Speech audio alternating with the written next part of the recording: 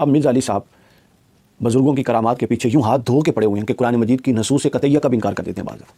معجزات اور کرامات تو حق ہیں، یہ قرآن مجید اور حدیث نبویہ صحیح حدیث میں تسلسل سے آئی ہیں، قرآن مجید کے اندر ہیں۔ آپ کو ایک اگلی بات بتاؤں، قرآن مجید میں اولیاء کے نام بھی ہیں، قرآن مجید میں اولیاء کے ناموں کی صورتیں ہیں، آپ کیسے انکار کر سکتے ہیں بھائی بابوں کا؟ حضرت مریم کون ہے؟ ان کے نام کی صورت ہے، کون ہے؟ نبی نہیں ہے۔ کہف کون ہے؟ کون سی صورت ہے؟ صورت کہف کون ہے؟ وہ اللہ کے ولی تھے۔ لقمان کون ہے؟ صالح نیک حکیم آدمی۔ جی ایک سوال اور ایک جواب۔ کچھ عرصہ پہلے میں نے کہا تھا فرقہ پرستی کے حوالے سے میں نے ایک ویڈیو ریکارڈ کی تھی، اور فرقہ پرستی کے حوالے سے آپ نے دیکھتے ہیں کہ ہمارے ملک میں مرزا محمد علی انجینئر صاحب ان کا بہت کام ہے، لیکن ہمارے ہاں جو پرابلم ہے، جس پرابلم کا وہ خود رونا روتے ہیں، وہ خود بھی اس پرابلم کا شکار ہو گئے ہیں۔ ہمارے ہاں پرابلم یہ ہے کہ ایک بندہ اگر کسی ایک ڈگر یا کسی ایک مسلک یا کسی ایک نقطہ نظر کا فالوور ہے تو وہ بعض اوقات اپنے نقطہ نظر پر اتنا متشدد ہو جاتا ہے کہ پھر اس کے اپنے اندر اپنے نقطہ نظر کے طبقات اور اپنے نقطہ نظر سے متعلق خامیاں دیکھنے کی صلاحیت ختم ہو جاتی ہے۔ اب مرزا علی صاحب بزرگوں کی کرامات کے پیچھے یوں ہاتھ دھو کے پڑے ہوئے ہیں کہ قرآن مجید کی نصوص قطعیہ کا بھی انکار کر دیتے ہیں بعض دفعہ۔ اب ان کے سامنے ان کی ویڈیو بھی اس میں آپ لگا دیں، چھوٹی سی کلپ ان کے سامنے، یا ویڈیو بھی دیکھ لیجئے گا اور میں حوالہ بتا رہا ہوں۔ علی بھائی پہلا سوال ہی کریٹیکل ہے۔ قرآن حکیم میں ملکہ بلقیس سے متعلق ایک واقعہ آیا ہے جس کا تخت بڑا مشہور تھا، اور اسی تخت کو سیدنا سلیمان علیہ السلام نے اٹھوانے کا ارادہ کیا، تو ایک ولی اللہ حضرت آصف بن برقیہ رحمہ اللہ نے آنکھ چپکنے سے پہلے اس وزنی تخت کو وہاں حاضر کر دیا۔ اس واقعہ میں سے صوفیہ نے اپنے بزرگوں کی کرامات کا ثبوت اخذ کیا ہے، اور ان کا دعویٰ ہے کہ امت محمدیہ صلی اللہ علیہ وسلم کے اولیاء اللہ ہر حال میں سیدنا سلیمان علیہ السلام کی امت کے اولیاء اللہ سے افضل ہیں، اس لیے وہ بھی سب کچھ کر سکتے ہیں۔ اس حوالے سے علی بھائی کا کیا موقف ہے؟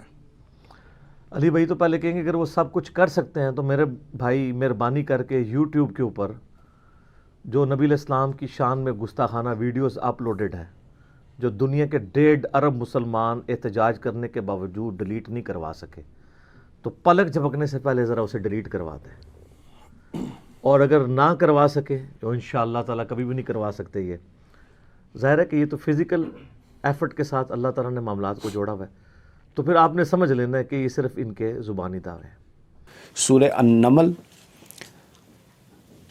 آیت نمبر 40، جس میں حضرت سلیمان علیہ السلام اور ان کی ایک مجلس کا ذکر ہے، جس میں انہوں نے فرمایا کہ کون ہے جو حضرت سلیمان علیہ السلام کے پاس تخت لے کر آئے گا۔ ملکہ جو دور سے آ رہی تھی تو حضرت سلیمان علیہ السلام نے خواہش کا اظہار کیا کہ اس کا تخت کون ہے جو یہاں پر لے کر آئے، تو 2-3 لوگوں نے اپنی خدمات پیش کی۔ اس میں ایک جن تھا، اور ایک شخص کے بارے میں قرآن مجید نے کہا کہ قال الذی عندہ علم من الکتاب، ایک شخص وہ تھا جس کے پاس کتاب کا یعنی آسمانی کتاب کا علم تھا۔ اس نے حضرت سلیمان علیہ السلام سے کہا انا آتی کا بہی قال ان یرتد الیک ترفق، میں وہ جو ہے تخت ہے وہ لے کر آتا ہوں اتنی دیر میں کہ آپ کی نگاہ آپ کی طرف پلٹے، یعنی آپ پلک جھپکنے کی دیر میں وہ تخت آپ کے پاس ہوگا۔ اس سے پہلے جن کہہ چکا تھا، ایک قوی ہیکل جن نے کہا کہ میں آپ کے پاس اس کو لا سکتا ہوں، آپ اپنے مقام سے اٹھیں، اس سے پہلے وہ تخت آپ کے پاس ہوگا۔ اب یہ بالکل صراحت کے ساتھ ایک کرامت کا ذکر ہے، ایک بزرگ کی ولی کی کرامت جن کا نام روایات میں حضرت آصف بن برقیہ آیا ہے۔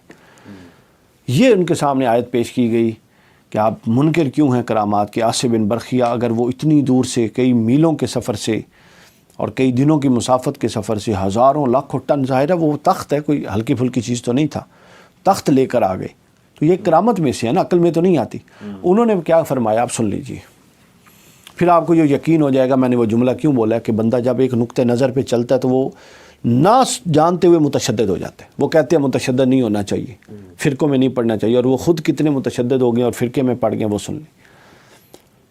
یہ جب یہ آیت ان کے سامنے پڑھی گئی تو وہ کہتے ہیں اچھا اگر یہ آیت بابوں کی کرامت کے لیے آپ بیان کر رہے ہیں تو ان بابوں سے کہیں کہ جتنا انٹرنیٹ پہ اسلام کے خلاف مواد پڑا ہے، بابوں کے خلاف مواد پڑا ہے، اس کو اڑا دیں۔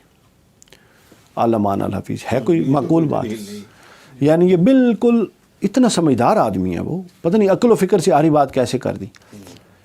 یعنی اس کا آپ الزامی جواب دینا چاہیں تو پتہ کیا کہیں انہیں کہ اچھا اگر یہ آیت بیان کرنے کی آپ نے یہ تعویل لینی ہے اور اس کی بنیاد پہ کمزوری ثابت کرنی ہے تو الزامی جواب پہ یہ کہا جا سکتا ہے کہ پھر اللہ کو یہ چاہیے کہ وہ اللہ اگر معاذ اللہ کی بھی طاقت نہیں ہے کہ اللہ کے دین کے خلاف انٹرنیٹ پہ مواد پڑا وہ اڑا دے. ہر دور میں اکثریت انسانیت کی اللہ ہی کی منکر رہی ہے، تو پھر اس پر اللہ کی کمزوری پر اگر کوئی استدلال کرے تو مرزا صاحب تو اس کا انکار نہیں کر سکتے، چونکہ ان کا استدلال ہی یہ ہے.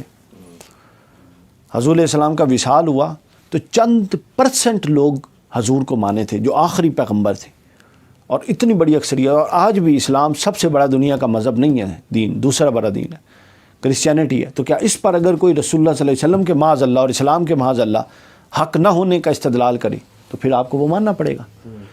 تو آپ دیکھیے بعض اوقات ایک غلط استدلال بندے کو کس گلی میں لے کر چلا جاتا. اب انہوں نے چونکہ ٹھان کے رکھا ہے کرامات نہیں کرنی، میں بھی بہت زیادہ کرامات کا بیان کرنے کا قائل نہیں ہوں، لیکن معجزات اور کرامات تو حق ہیں.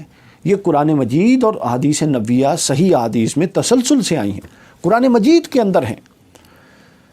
آپ کو ایک اگلی بات بتاؤں، قرآن مجید میں اولیاء کے نام بھی ہیں، قرآن مجید میں اولیاء کے ناموں کی صورتیں ہیں. آپ کیسے انکار کر سکتے ہیں بھائی بابوں کا؟ حضرت مریم کون ہے؟ ان کے نام کی صورت ہے. کون ہے؟ نبی نہیں ہے. کہف کون ہے؟ کون سی صورت ہے؟ صورت کہف کون ہے؟ وہ اللہ کے ولی تھے. لقمان کون ہے؟ صالح نیک حکیم آدمی، انٹیلیجنٹ آدمی، ان کے نام پہ صورت ہے. سمجھے؟ چلے یونس اور ہود اور ان صالح، ان پہ تو یہ کہیں گے نا کہ یہ انبیاء کے ناموں کی صورتیں ہیں، لیکن یہ تو انبیاء نہیں تھے جو میں نے بتائیں، صالحین تھے. تو صالحین کا ذکر کیا ہونا ہے؟ صالحین کے ناموں پر تو صورتیں ہیں قرآن میں بھائی. تو لہٰذا جو چیز انکار کے قابل ہے اس کا بالکل انکار کریں، اور جو چیز انکار اس کے معقول دائرے میں نہیں آتی اور کرامات کی جو ٹیکنیکل ڈیفینیشن ہے اس پر پوری نہیں اترتی اس کا انکار کریں. لیکن یوں ہاتھ دھو کے پیچھے نہ پڑ جائیں کہ ایک خاص ٹریک پہ چلیں تو لہٰذا اس میں جو آئے گا اس کو کترتے جائیں گے اور کاٹتے جائیں گے.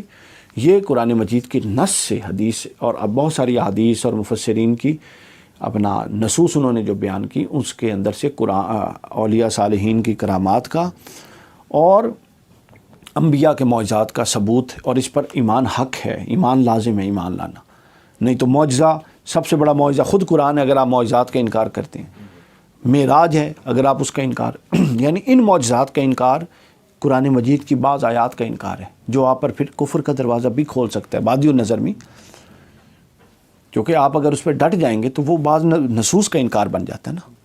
تو لہٰذا اس کا انکار نہیں کرنا چاہیے، اس پر زیادہ متشدد ہونے کی ضرورت نہیں ہے.